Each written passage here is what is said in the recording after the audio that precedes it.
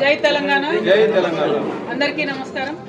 తెలంగాణ జాగృతి జనం బాటలో భాగంగా ప్రతి జిల్లా తెలంగాణలో తిరుగుతూ మరి అక్కడ ఉండేటటువంటి సమస్యలు ప్రజల దగ్గర నుండి తెలుసుకొని ప్రభుత్వం దృష్టికి తీసుకొచ్చి తద్వారా వాటిని పరిష్కరించేటటువంటి పనిలో తెలంగాణ జాగృతి మొత్తం యావత్ తెలంగాణ అంతా కూడా పర్యటన చేస్తున్న విషయం మీ అందరికీ తెలిసిందే. అందులో భాగంగా ఇవాళ ఖమ్మం జిల్లాకు వచ్చాము. నిన్న రాత్రే ట్రైన్లో వచ్చాము, మధిరలో బస చేశాము. మరి ఇవాళ మధిర, వైరా, సత్తుపల్లి ఈ నియోజకవర్గాలు చూసుకొని రాత్రి ఖమ్మం చేరుకుంటాం. రేపు ఖమ్మం పాలేరులో ఉండేటటువంటి అంశాల పట్ల కూడా మరి చూడడం జరుగుతుంది. ఇవాళ మధిరలో బయలుదేరినాం మేము. అక్కడ లెదర్ పార్క్ ఇస్తామని చెప్పి 26 ఎకరాలు ఇచ్చి 20 ఏళ్ళు దాటిపోయింది, కానీ ఇంతవరకు లెదర్ పార్క్ రాకపోవడం మీద ఇక్కడ స్థానికంగా ఉన్న నాయకులందరూ కూడా బాధపడుతూ ఉన్నారు.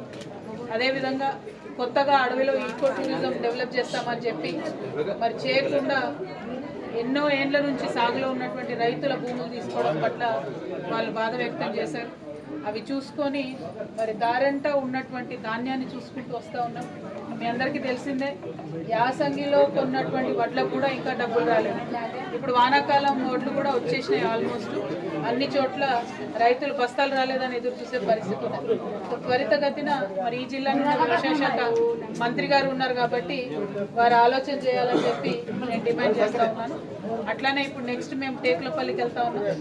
అక్కడ నిన్న మొన్న బాలికలందరూ కూడా కళ్ళనీళ్ళు పెట్టుకొని అన్నంలో పురుగులు వస్తున్నాయని చెప్పి, అదేవిధంగా మరి సీసీ కెమెరాలు పెట్టాలి ఆడపిల్లల స్కూల్ కదా అంటే ఆ సీసీ కెమెరాలు పెట్టడానికి కూడా ఆడపిల్లల దగ్గర డబ్బులు వసూలు చేసినటువంటి విషయం ఆ స్కూల్లో చూడడం జరిగింది. సో ఈ అంశాలన్నీ దగ్గర ఉండి తెలుసుకోవాలని చెప్పే ఉద్దేశంతో నెక్స్ట్ టేకులపల్లికి కూడా వెళ్తా ఉన్నాం.